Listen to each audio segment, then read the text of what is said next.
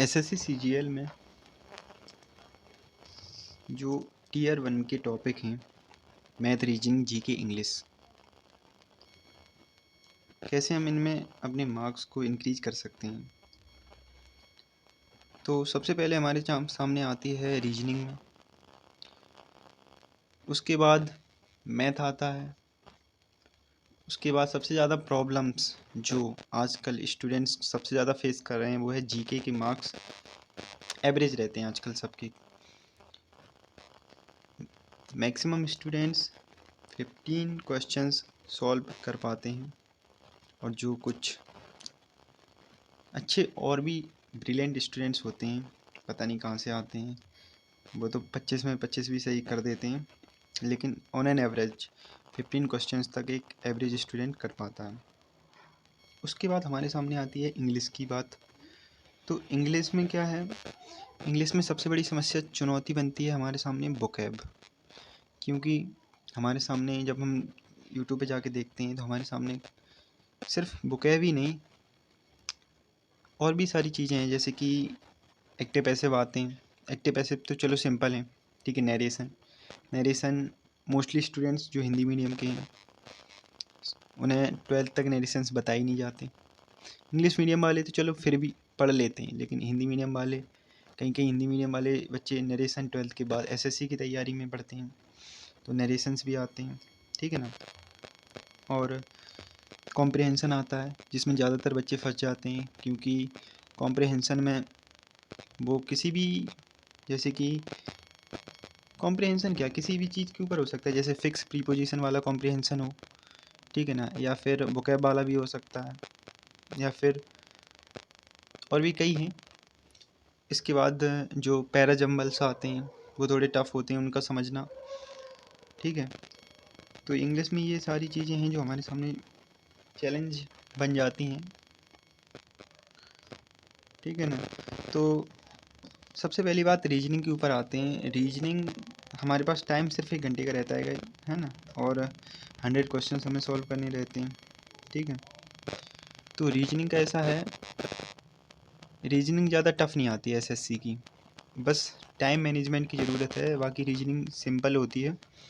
Simple in the sense, अगर आप practice अच्छी कर सकते हैं तो सिंपल है हल, और वैसे भी टाइम कम रहता है तो क्वेश्चंस वैसे भी टफ बन जाते हैं, सिंपल क्वेश्चंस भी, क्योंकि प्रेशर ज़्यादा रहता है क्लासरूम के अंदर। अगर आपने अच्छे से प्रैक्टिस कर ली है तो ही आपको सिंपल लग सकती है रीजनिंग। और रीजनिंग का ऐसा है, अगर 20 मिनट के अंदर आप कर सकते हैं तो ये बहुत अच्छी बात है रीजनिंग करना। और रीजनिंग में मोस्टली स्टूडेंट्स फुल में से फुल स्कोर कर लेते हैं, ठीक है ना। रीजनिंग का ऐसा सीन रहता है। और रीजनिंग में सबसे ज़्यादा एसएससी में मुझे लगता है कोडिंग रिकॉर्डिंग टफ लगती है बच्चों को। तो देखो, एक मैं बताता हूँ रीजनिंग कैसे कर सकते हैं। सबसे पहले तो आपको पढ़ना पड़ेगा भाई, सबसे पहले आपको पता होना चाहिए कितने टॉपिक्स होते हैं, फिर उन टॉपिक्स को अच्छे से बैठ के करना पड़ेगा टाइम दे करके। जब आप उनके एक एक कॉन्सेप्ट को अच्छे से कर लेंगे ना, तब कुछ बात बनेगी। ऐसे नहीं कि आप आए और रीजनिंग करने लगे, ऐसे तो आप डिमोटिवेट हो जाओगे गाइज, और आप फिर आपके मॉक्स में मार्क्स नहीं बनेंगे, तो फिर आप सोचोगे यार ये तो बहुत कठिन है। तो सबसे पहले आपको अच्छे से पढ़ना है, चाहे ऑफलाइन पढ़ लो या चाहे ऑफलाइन पढ़ लो, कोई भी टीचर जो आपको पसंद हो, बहुत सारी टीचर्स हैं ऑनलाइन में, तो ठीक है ना। बुक्स भी बहुत सारी हैं रीजनिंग के लिए। बुक्स का ऐसा कोई ज़रूरी नहीं है बुक्स खरीदनी ही पड़े, बिना बुक्स के भी रीजनिंग का हो जाता है, ठीक है ना। एक पीयूष बारसने सर हैं, उनके कई स्टूडेंट्स पढ़ते हैं, ठीक है ना, उनकी बुक बताते हैं, अच्छी है। तो रीजनिंग का यही था। और रीजनिंग में क्या होता है, अल्फ़ाबेट सीरीज आता है, उसमें आपको अल्फ़ाबेट स्टार्टिंग से और एंडिंग से आपको एकदम ज़ुबान पे याद होना चाहिए। जैसे कि पी कौन से नंबर पे आता है, टी कौन से नंबर पे आता है, ये बहुत ज़रूरी है। अगर ये आप याद नहीं करते ना, आप लिख के करेंगे तो ये बहुत टाइम कंज्यूमिंग हो जाएगा आपके लिए। और फिर वही बात है, अब अगर आप 20 मिनट के अंदर नहीं कर पाएंगे तो फिर आपका जो दूसरे सेक्शंस हैं उनके लिए टाइम कम बच पाएगा, ज़्यादातर मैथ के लिए, ठीक है ना। इंग्लिश में भी टाइम लगता है गाइज।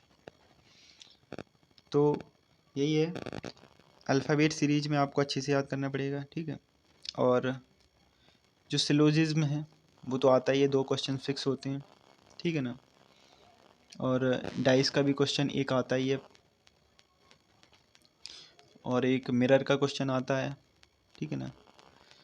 काउंटिंग फिगर से क्वेश्चन नहीं आते हैं, बहुत ही कम चांस रहता है काउंटिंग फिगर से क्वेश्चन आए। कैलेंडर से तो फिर भी आ जाता है, लेकिन काउंटिंग फिगर्स और क्लॉक से नहीं आते हैं, ठीक है ना।